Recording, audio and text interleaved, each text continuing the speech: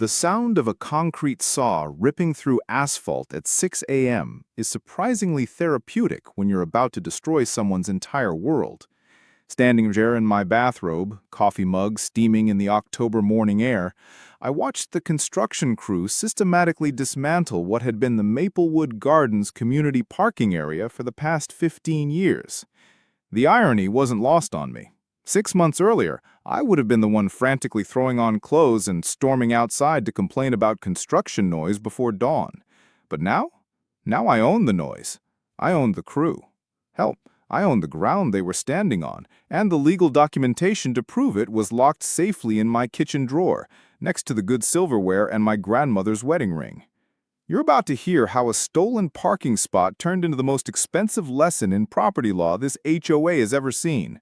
And trust me, wherever you're watching this from, you're going to want to grab some popcorn for this one, because what started as a simple dispute over asphalt and paint lines ended with me owning a $250,000 garage where 20 families used to park their cars, and an HOA president who learned that sometimes the person you're trying to bully has been 3 steps ahead of you from the very beginning. But I'm getting ahead of myself.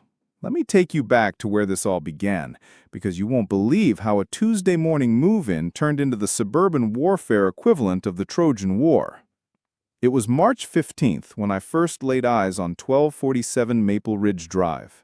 The realtor, a nervous woman named Linda, who wore her anxiety like cheap perfume, had been apologetic about the HOA from the moment we pulled into the driveway.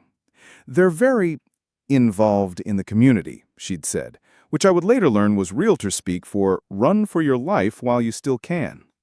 The house itself was perfect, a modest 2-story colonial with good bones, a decent yard, and what appeared to be ample parking both in the driveway and in the community lot that stretched along the back property line.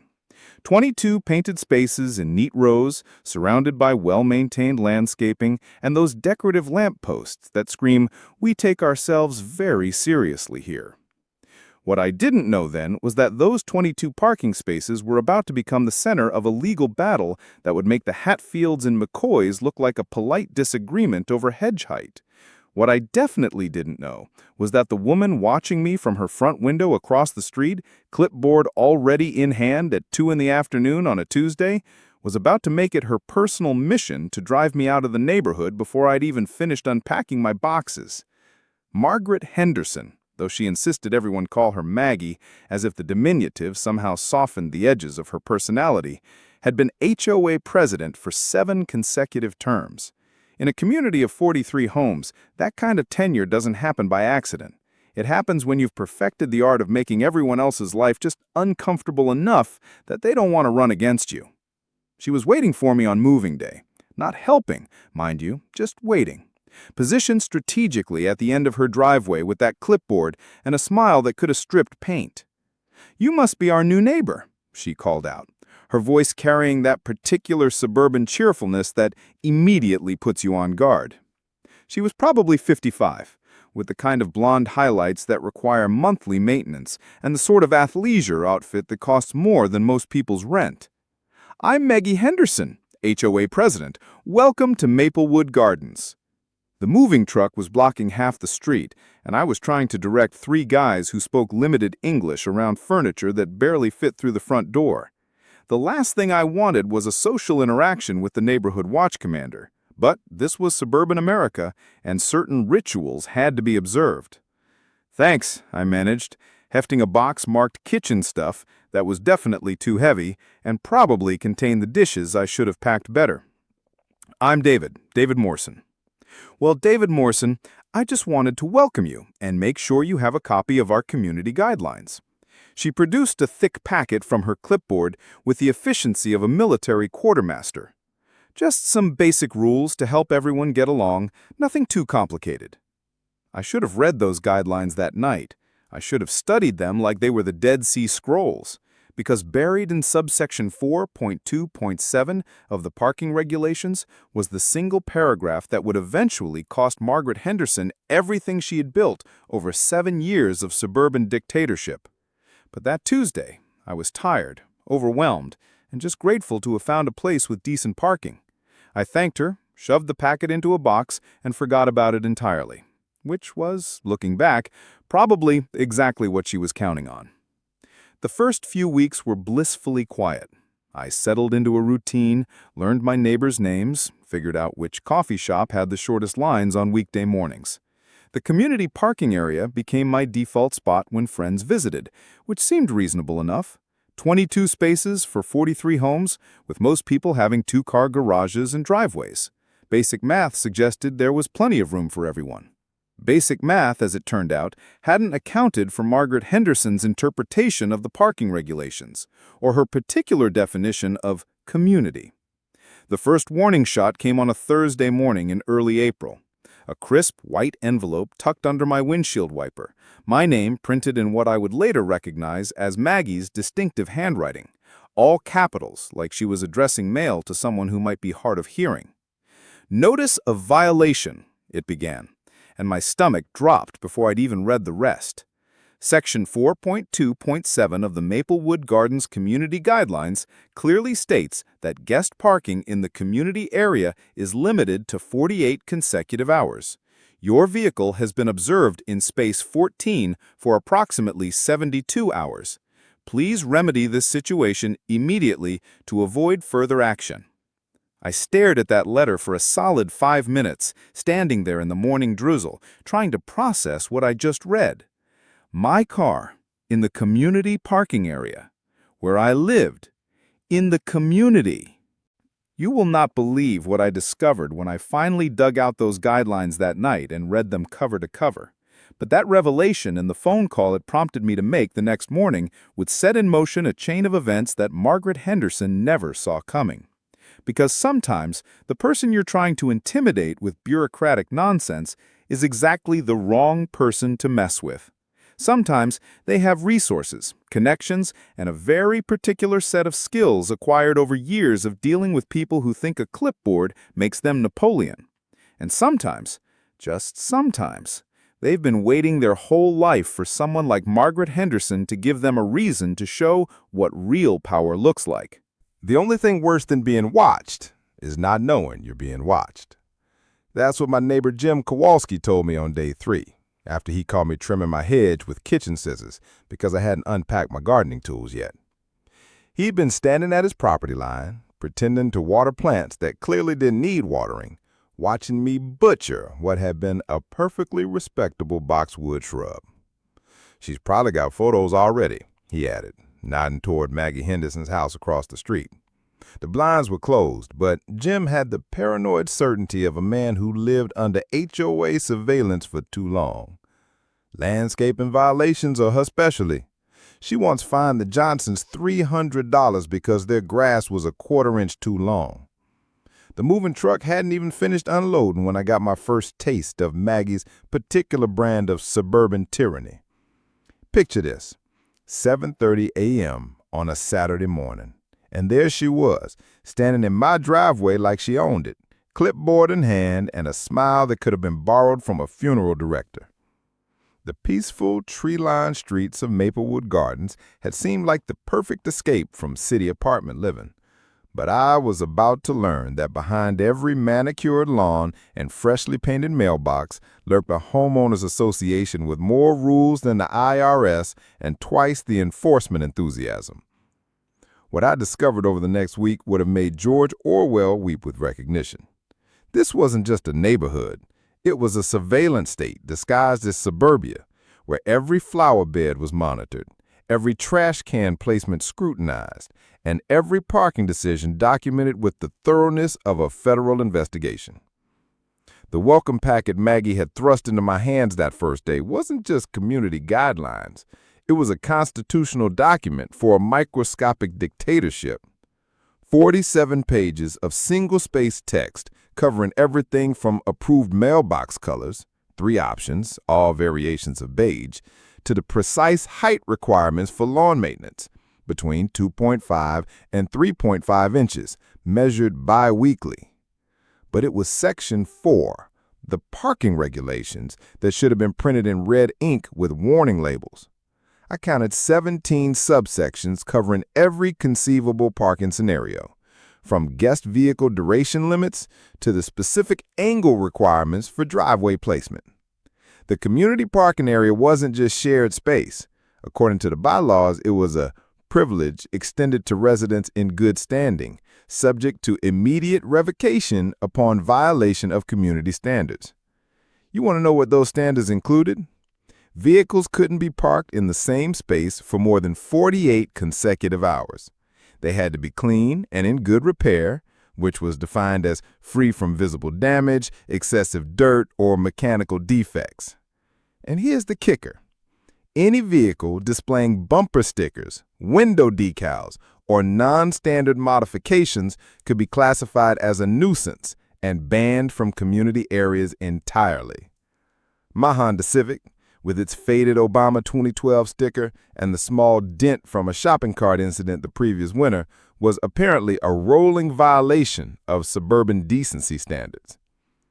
The first week passed in a blur of unpacking and what I thought was normal neighborly interaction. Mrs. Chen from next door brought over homemade cookies and whispered warnings about keeping my grass watered. The Patels across the back fence offered to lend me their lawnmower and quietly suggested I might want to power wash my driveway before the next HOA inspection. Inspection. The word hung in the air every time someone mentioned it. Apparently, Maggie conducted monthly community wellness walks where she documented violations, assessed fines, and generally reminded everyone who was in charge. The next one was scheduled for the first Saturday of May, which gave me exactly 2 weeks to achieve whatever twisted version of suburban perfection she demanded. I should have seen the trap being set. The friendly neighbor visits, the helpful suggestions, the way people lowered their voices when they talked about HOA rules. It was all preparation for what was coming. Because in a community where Maggie Henderson held absolute power, new residents weren't welcome so much as they were processed, evaluated, and either accepted into the fold or marked for removal.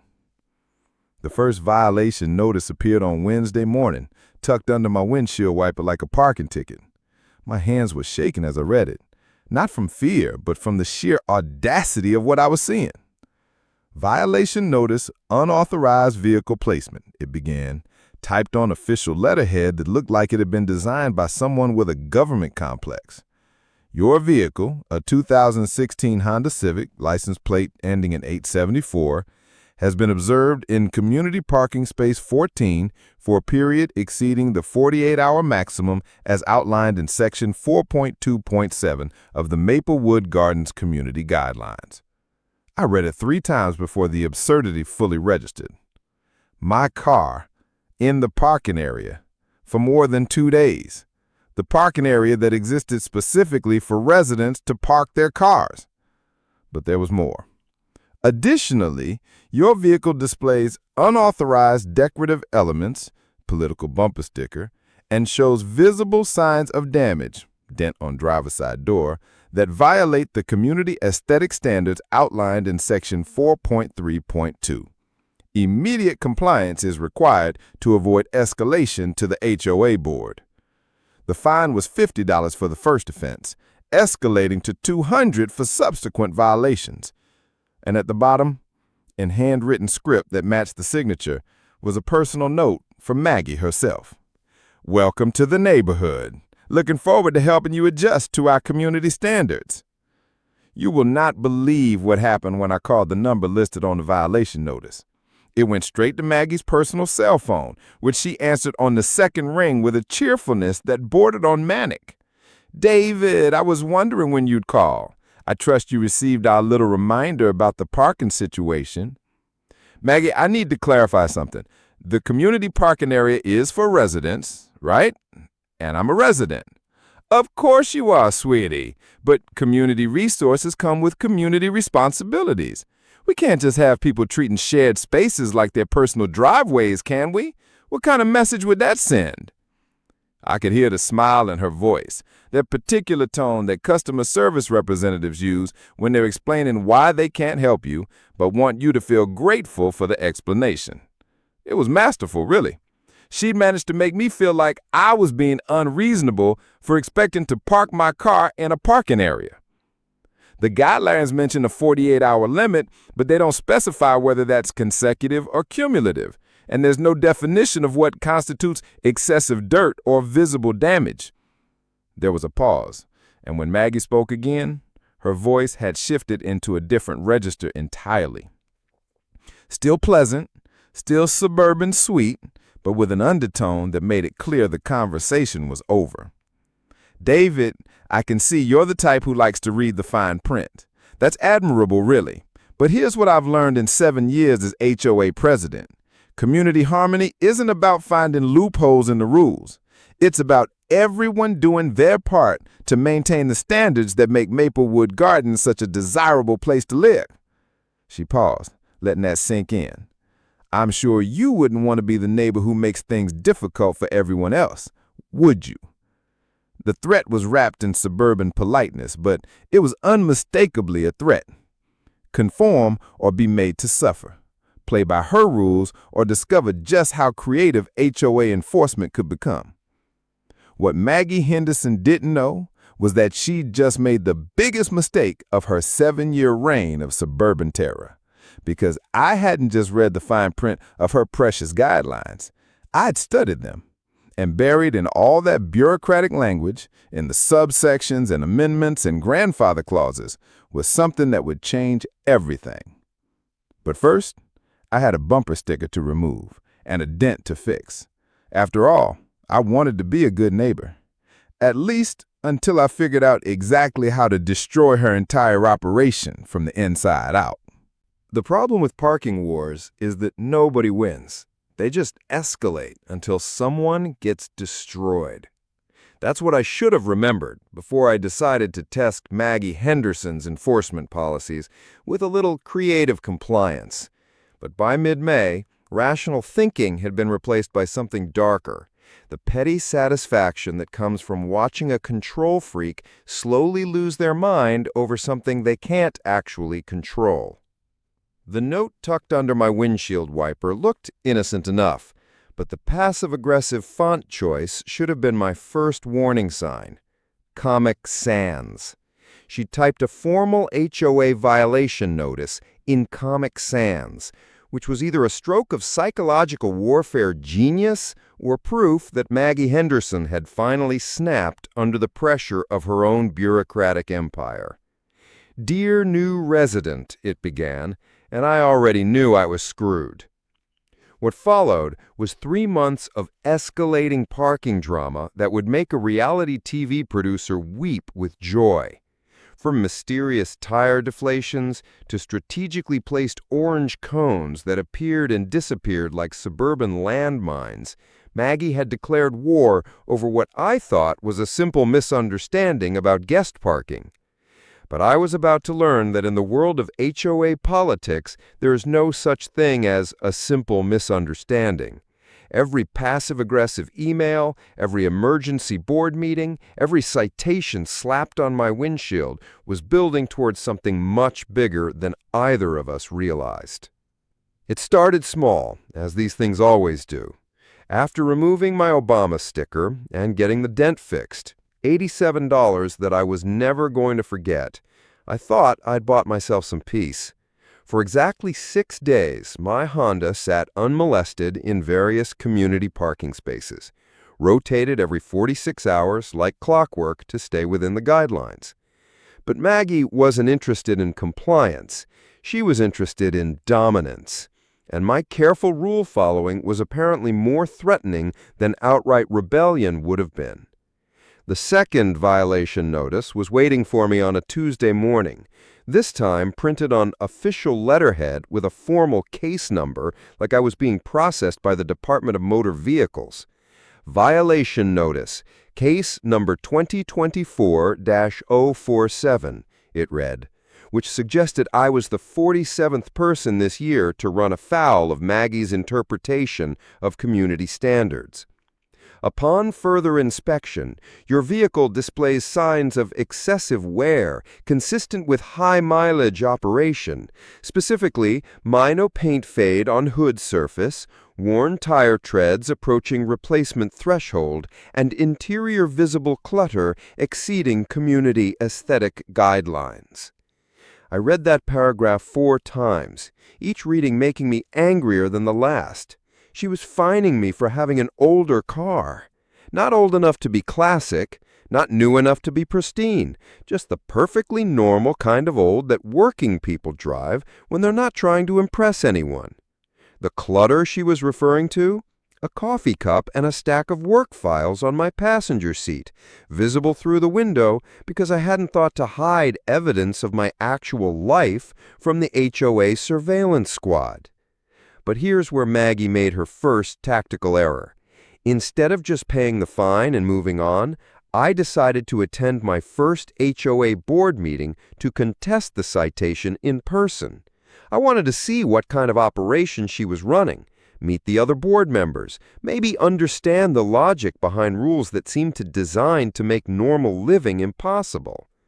The meeting was held in the community center, a beige building that looked like it had been designed by someone who thought personality was a character flaw. Folding chairs arranged in precise rows, fluorescent lighting that made everyone look like they were dying of consumption, and a head table where 5 people sat like judges preparing to sentence parking violators to suburban exile. Our next item is case number 2024-047, Mr. Morrison's vehicle compliance issue, Maggie announced with the solemnity of a war crimes tribunal. I stood up, violation notice in hand, prepared to make my case with the reasonable assumption that reasonable people would see the absurdity of fining someone for normal car ownership. "I'm here to contest this citation," I began, holding up the notice. "I believe there's been a misunderstanding about what constitutes acceptable car condition." Maggie smiled, and I should have run right then. It was the smile of someone who'd been waiting for exactly this moment. "Mr. Morrison, we appreciate you taking the time to join us tonight. The board has reviewed your case thoroughly." She gestured to a manila folder that looked suspiciously thick for a simple parking violation. "Unfortunately, the evidence is quite clear." Evidence. She said it like she was presenting DNA analysis to a jury. What she actually did was pull out a series of photographs that would have made a private investigator proud. My car from multiple angles, close-ups of the paint fade, detailed shots of my tire treads, and this was the moment I realized I was dealing with someone who'd crossed the line from strict to unhinged. Interior photos taken through my windows with what looked like a telephoto lens. "As you can see," she continued, spreading the photos across the table like a crime scene investigation, "the vehicle in question shows clear signs of deferred maintenance and inappropriate use of community space for storage of personal effects." The coffee cup. She'd photographed my coffee cup like it was evidence in a murder trial. You want to know what happened when I pointed out that taking photographs through someone's car windows might constitute an invasion of privacy? The other board members shifted in their seats like they were witnessing something they'd rather not see. Tom Bradley actually winced. Susan Hayes stared at the ceiling tiles like she was counting them to stay sane. But Maggie leaned forward with the confidence of someone who'd researched every legal angle before declaring more. "Mr. Morrison, community parking areas are public space within the HOA boundaries. Residents have no expectation of privacy when utilizing shared facilities. This is clearly outlined in Section 8.4 of the Community Guidelines." She was right, of course. I'd read Section 8.4 myself, but being legally right and being morally defensible are 2 different things, and everyone in that room knew it. The vote was 4-1 to uphold the citation. Tom Bradley was the lone dissenter, though he looked like he was voting against his execution rather than supporting my position. The fine stood at $75, increased from $50 due to administrative costs associated with board review. As I left that meeting, walking through the fluorescent-lit hallway toward the parking lot where my apparently offensive Honda waited, I made a decision that would change everything. I wasn't going to pay the fine. I wasn't going to comply with rules designed to force me out. And I definitely wasn't going to let Margaret Henderson turn my home into a suburban police state. What I was going to do required patience, research, and the kind of long-term planning that Maggie thought I was incapable of. Because while she'd been building her little kingdom of clipboards and violation notices, I'd been reading. Not just the community guidelines, but the original subdivision plats, the county records, and the state statutes governing homeowners associations. And buried in all that paperwork was something that would make Maggie's photography hobby look like amateur hour. But first, I had to survive 3 more months of escalating warfare. Because when you challenge someone who's built their entire identity around controlling other people, they don't just roll over and accept defeat. They double down, escalate, and make mistakes that reveal exactly how far they're willing to go to maintain power. The question was, how far was I willing to go to take it away from her? I'm not sure you understand the magnitude of what you've just done, Maggie. That's what I said to her 6 hours later, standing in her pristine living room while she tried to explain why having my car towed from my own property was somehow justified under HOA authority. But by then, the damage was already done. Not to me, but to the carefully constructed legal fiction that had kept her little dictatorship running for 7 years. The day Maggie Henderson had my car towed from my own driveway was the day I stopped playing defense. Standing there in my pajamas at 6 a.m., watching some contractor with Henderson Property Management painted on his truck hook up my Honda like it was stolen goods, something inside me snapped with an almost audible click. The morning air was crisp, the suburban street quiet except for the mechanical whine of the tow truck winch, and somewhere in the distance I could hear a lawnmower starting up, because life in Maplewood Gardens waited for no one's personal crisis. You know that moment in every revenge story where the protagonist stops being the victim and starts being the villain? This was mine. While my neighbors peeked through their blinds and pretended they weren't witnessing the HOA president cross every legal line in the book, I was already 3 steps ahead, pulling out my phone to make the kind of phone call that would change everything. Because when someone declares nuclear war over a parking spot, sometimes the only winning move is to launch your own missile. And I'd been stockpiling ammunition for 3 months. The escalation had been building since the board meeting. After I refused to pay the $75 citation, Maggie had unleashed what I can only describe as a campaign of administrative terrorism. Violation notices appeared daily, each one more creative than the last. My mailbox was 2 degrees off vertical alignment. My trash cans were visible from the street for 14 minutes past the designated pickup time. The small garden gnome my sister had given me as a housewarming gift was classified as an unauthorized decorative structure. Each citation carried escalating fines, late fees, and what Maggie called compliance acceleration charges. Within 6 weeks, I'd accumulated over $800 in alleged violations, most of them for infractions so minor that documenting them required the kind of surveillance usually reserved for foreign spies. But the towing incident was different. This wasn't creative interpretation of existing rules. This was Maggie making up authority that didn't exist and hoping I wouldn't know the difference.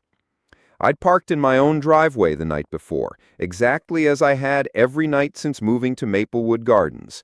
Not in community space, not in violation of any guideline I could identify, just in my own driveway on my own property. But apparently, that wasn't enough for Maggie Henderson. The violation notice tucked under my windshield that morning was a masterpiece of bureaucratic overreach. Emergency towing authorization, health and safety violation, it read, stamped with a red seal that looked official enough to convince a casual observer. Your vehicle has been determined to pose an immediate threat to community welfare due to unauthorized overnight parking in violation of guest vehicle restrictions, potential environmental contamination from visible fluid leaks, and obstruction of emergency access routes as defined under Municipal Code 147.3b. Environmental contamination. She was claiming my car was leaking hazardous materials. The fluid leak she was referring to was condensation from my air conditioning unit, literally water that had left a small damp spot on the concrete. But here's the thing about emergency authority. It only works if you actually have it. And despite 7 years of successfully intimidating residents into compliance, Maggie Henderson had no legal right to authorize towing from private driveways. Not under HOA rules, not under municipal code, and definitely not under the state statutes governing homeowners associations. I knew this because I'd spent the previous month researching everything I could about HOA enforcement powers. Not just the community guidelines that Maggie treated like constitutional law, but the actual legal framework that governed what homeowners associations could and couldn't do to residents. What I'd discovered would have kept me up at night if I hadn't been so focused on planning her downfall. Maggie's enforcement techniques weren't just aggressive, they were systematic illegal. False citations, manufactured violations, unauthorized surveillance, and now unlawful towing authorization. She'd been running a protection racket disguised as community management, and she'd been getting away with it because nobody had bothered to check whether her authority was real or imagined. The phone call I made that morning wasn't to a lawyer, though I'd need one eventually. It wasn't to the police, though they'd become involved soon enough. It was to someone who'd been waiting 3 months for me to call, ever since I'd first started digging into Maplewood Gardens' legal history. Marcus, it's David Morrison. She finally did it, the towing thing we discussed. Marcus Chen, not related to my cookie-bearing neighbor Mrs. Chen, was a commercial real estate attorney who specialized in property disputes. More importantly, he was someone who'd been quietly collecting information about HOA abuses throughout the county, building cases against associations that had overstepped their legal authority. "Tell me you got photos," he said, and I could hear the excitement in his voice. "Please tell me you documented everything."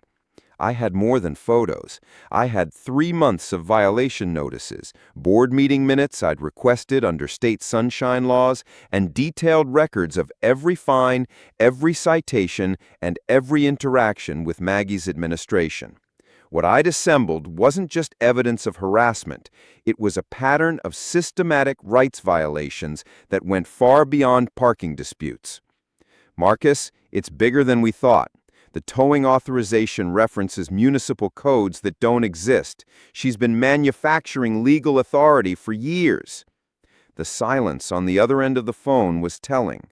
In the background, I could hear paper shuffling, computer keys clicking, the sound of someone who just realized they were looking at a career-defining case.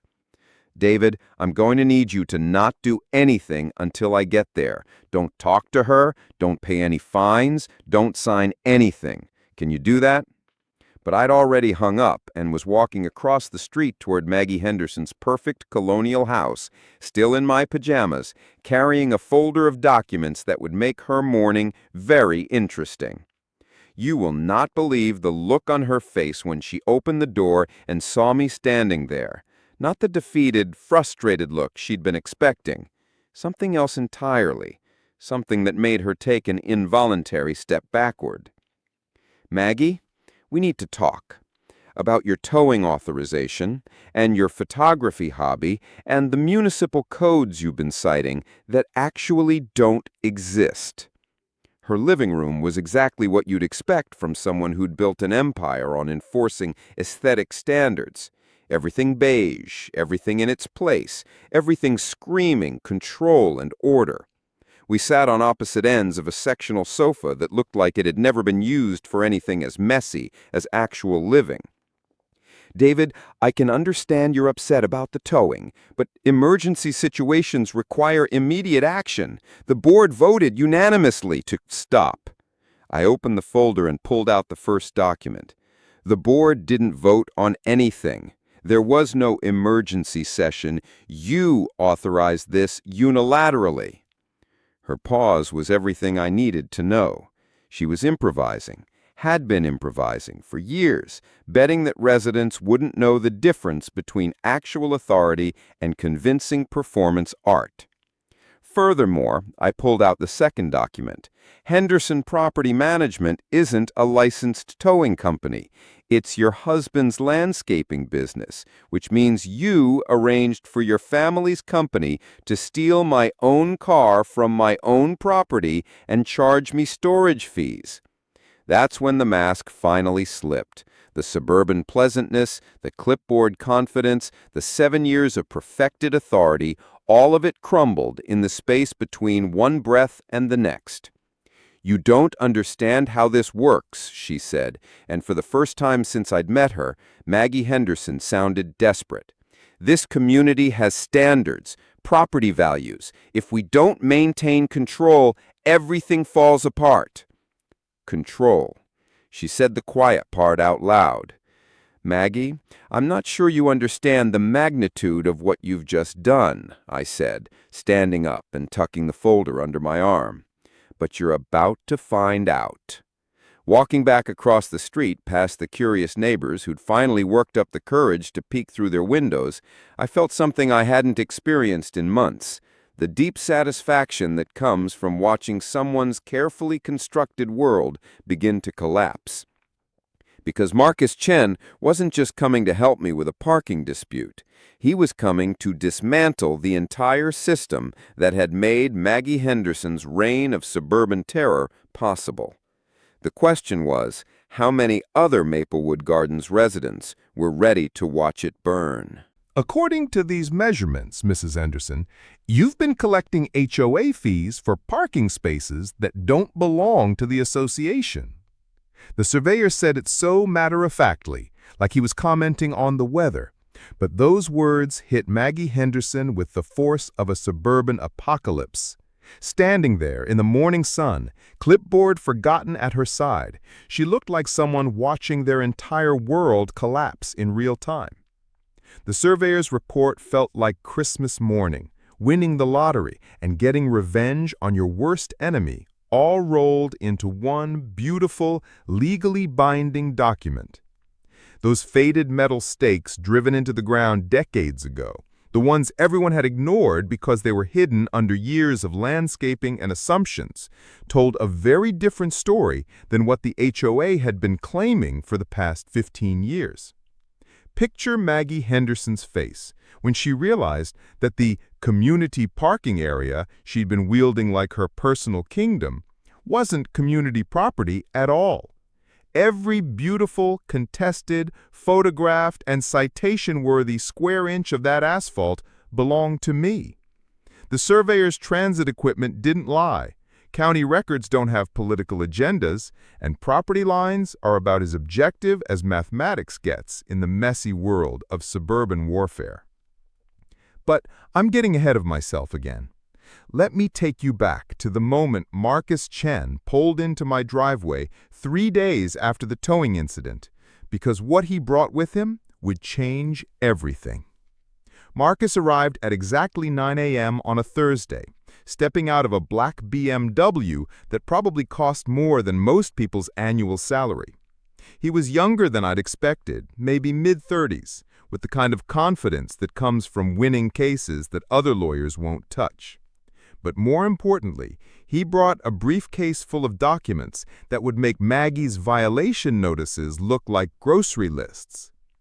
"David, before we discuss strategy, I need to ask you something," he said, settling into my kitchen chair and pulling out a legal pad covered in notes. "When you bought this house, did anyone ever show you the actual property survey?" I thought back to the closing process, that blur of signatures and paperwork that had transferred ownership of 1247 Maple Ridge Drive into my name. Linda mentioned something about property lines, but honestly, I was more focused on the inspection report and mortgage documents. Marcus nodded, like that was exactly the answer he'd expected. Most people are, and that's what associations like this one count on.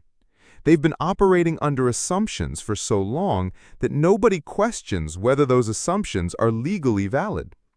He pulled out a folder marked with my address and spread the contents across my kitchen table. Original subdivision plats from 1987, county assessor maps, deed records going back to when Maplewood Gardens was just empty farmland waiting to be turned into suburban paradise. "Look at this," he said, pointing to a section of the original plat. When this subdivision was first approved, the developer designated certain areas as common space to be maintained by homeowners association. But there's a discrepancy between the original plans and what actually got built. You want to know what that discrepancy was? The community parking area that had been the source of all my troubles wasn't on the original plat as common space. It was designated as additional lot area lot 47, which happened to be my lot number. According to the county records, the parking area was supposed to be part of my backyard. Somewhere between the original survey and the actual construction, 1,500 square feet of my property had been paved over and turned into community parking without anyone bothering to update the legal description or transfer ownership to the HOA. This happens more often than you'd think, Marcus explained, his voice taking on the tone of someone who'd seen this particular brand of legal negligence before. Developer cuts corners, assumes someone else will handle the paperwork, and 20 years later, everyone's operating under false assumptions about who owns what. For 15 years, Maggie Henderson had been collecting fees, enforcing rules, and exercising authority over property that legally belonged to individual homeowners. Not just my property. A closer look at the records showed similar discrepancies throughout the subdivision, where actual lot lines didn't match what the HOA claimed as common areas. "So what you're telling me," I said slowly, trying to process the magnitude of what I was seeing, "is that Maggie has been running an HOA that doesn't legally own half the property it claims to control?" "That's exactly what I'm telling you, and it gets better." Marcus pulled out another document, this one showing HOA financial records that he'd obtained through discovery requests. They've been charging maintenance fees for property they don't own, collecting fines for violations on land that isn't theirs to regulate, and using that money to pay for landscaping and security services. The financial implications were staggering. 15 years of fees, fines, and assessments collected for services on property that belonged to individual homeowners. If the other affected residents found out, Maggie wouldn't just lose her authority. She'd be facing lawsuits that could bankrupt the entire association. But Marcus wasn't finished. He said, "There's one more thing you need to see," and pulled out what looked like a standard home inspection report. "I had a surveyor take a preliminary look at your property lines yesterday just to confirm what the record suggested. The surveyor's findings were even better than I'd hoped. Not only did I own the parking area, but the property lines extended another 12 feet beyond what anyone had assumed, including a section of decorative landscaping that Maggie had been personally maintaining as part of her community beautification efforts. That's when I made the decision that would escalate our suburban Cold War into full-scale nuclear conflict. Marcus, I want you to arrange for a formal property survey, official measurements, permanent markers, the whole thing. I want it documented and recorded with the county." "David, you realize what this means, right? Once we establish these property lines, you'll have the legal right to deny access, remove unauthorized improvements, and even charge rent for past use." The implications were delicious. 20 families who'd been parking in that area for years would suddenly find themselves trespassing on private property. Maggie's beloved community garden, with its carefully maintained flower beds and seasonal decorations, was sitting on land she had no right to landscape. "I understand completely," I said, already planning the conversation I was going to have with my HOA president. "Schedule the survey for next week. Make sure it's visible from the street. I want the whole neighborhood to see exactly what's happening." The survey took place on a Tuesday morning with all the drama and spectacle I'd hoped for. The surveyor arrived with equipment that looked like something NASA would use to measure distances to Mars, setting up his instruments with the precision of a military operation. Neighbors started gathering around 10 a.m., drawn by the sight of official activity and the kind of suburban curiosity that makes people pretend they're checking their mail while actually spying on their neighbors. Jim Kowalski was there, of course, trying to look casual while clearly dying to know what was happening. The Patels had positioned themselves strategically by their fence, and even the normally invisible residents from the far end of the street had found reasons to be outside. But the star of the show was Maggie Henderson, who appeared at exactly 10:30 a.m. with her clipboard and a facial expression that could curdle milk. "Excuse me," she called out to the surveyor, marching across the street with the confidence of someone who'd never been challenged in her own kingdom. "I'm the HOA president. What exactly is going on here?" That's when the surveyor delivered the line that would haunt Maggie's dreams for months to come. "According to these measurements, Mrs. Henderson, you've been collecting HOA fees for parking spaces that don't belong to the association." The silence that followed was the sound of 15 years of assumed authority collapsing like a house of cards. You could see the calculation happening behind Maggie's eyes, the realization that her entire power structure had been built on legally non-existent foundations. "That's impossible," she said, but her voice lacked its usual certainty. "The parking area has been community property since the subdivision was built. We have maintenance records, insurance policies, budget allocations." "Ma'am, I just measure property lines," the surveyor replied with professional detachment. "According to the county records and my equipment, this parking area is part of Lot 47, owned by Mr. Morrison." As the metal stakes went into the ground, marking the true boundaries of my property, I watched Maggie Henderson realize that the war she'd been fighting was about to become very expensive. Because when you've been operating an unauthorized government on someone else's property for 15 years, the legal consequences don't just involve parking violations anymore. They involve trespassing, conversion, unjust enrichment, and about a dozen other causes of action. "The concrete's still wet, Maggie, but your authority dried up about 15 years ago."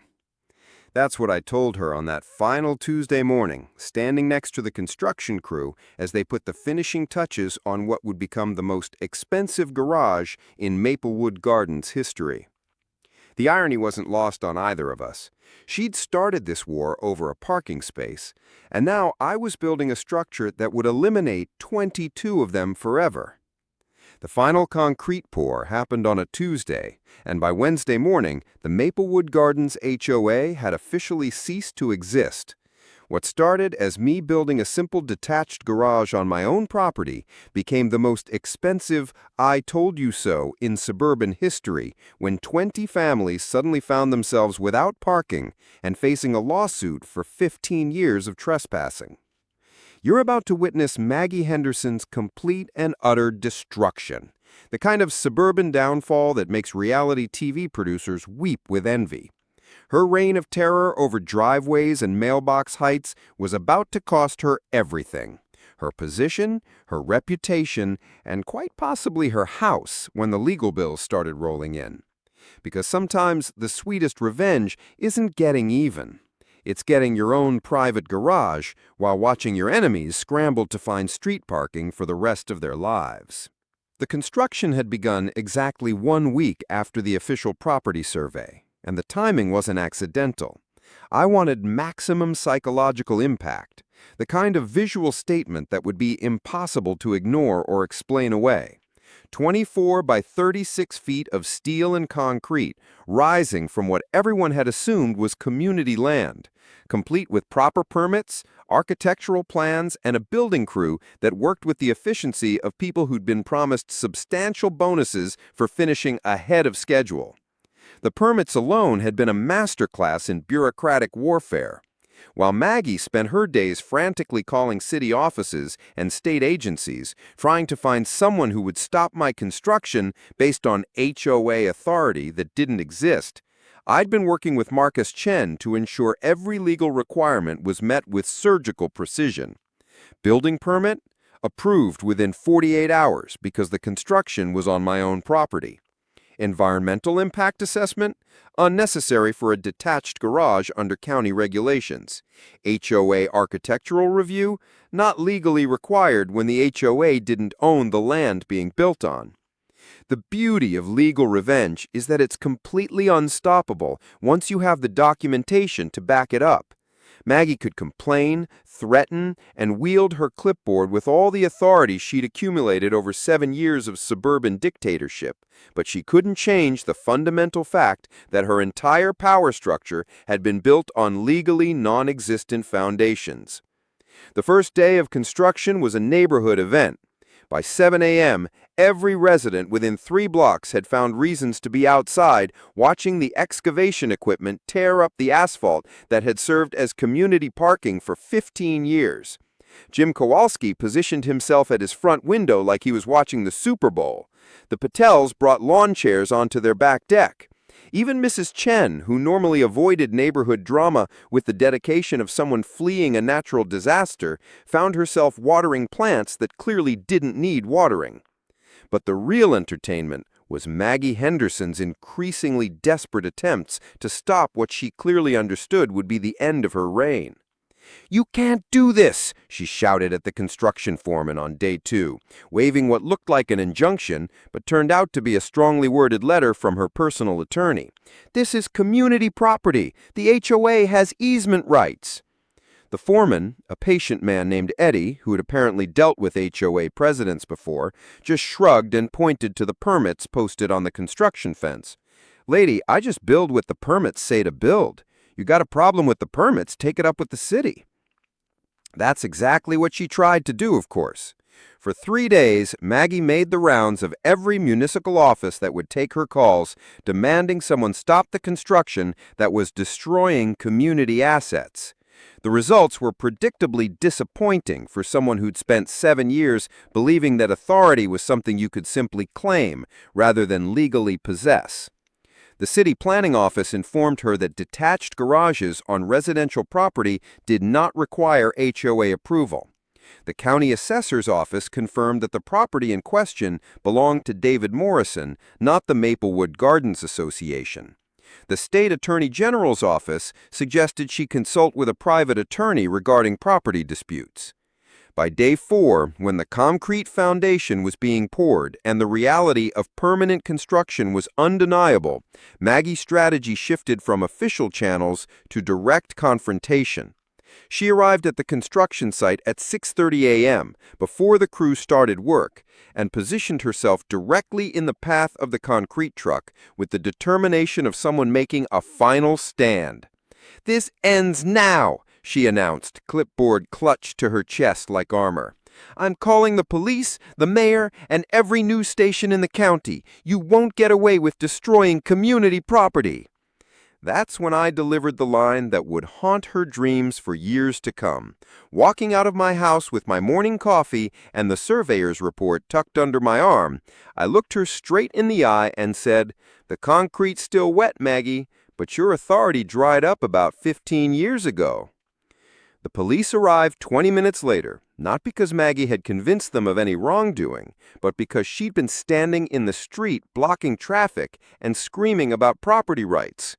The 2 officers who responded, young guys who looked like they'd rather be anywhere else on a Tuesday morning, listened patiently to her explanation about community property and HOA authority before politely asking to see the documentation. You will not believe what happened when I handed them the surveyor's report, the property deed, and the building permits. Officer Martinez read through the documents with the thoroughness of someone who dealt with suburban property disputes before, while his partner kept Maggie distracted with questions about the HOA's legal standing. "Ma'am, I'm not seeing any documentation that gives your association ownership or easement rights over this property. Mr. Morrison appears to have proper permits for construction on his own land."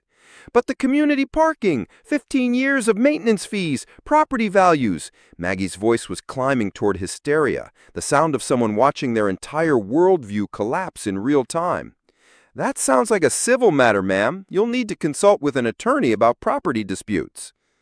As the police drove away and construction resumed, I watched Maggie Henderson realize that the game was over.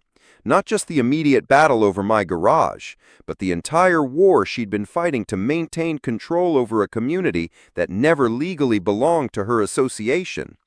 The concrete pour continued through the morning, transforming disputed parking spaces into the foundation of a structure that would stand for decades as a monument to the difference between assumed authority and actual legal ownership. The real devastation became clear over the following weeks, as other residents started asking questions about their own property lines.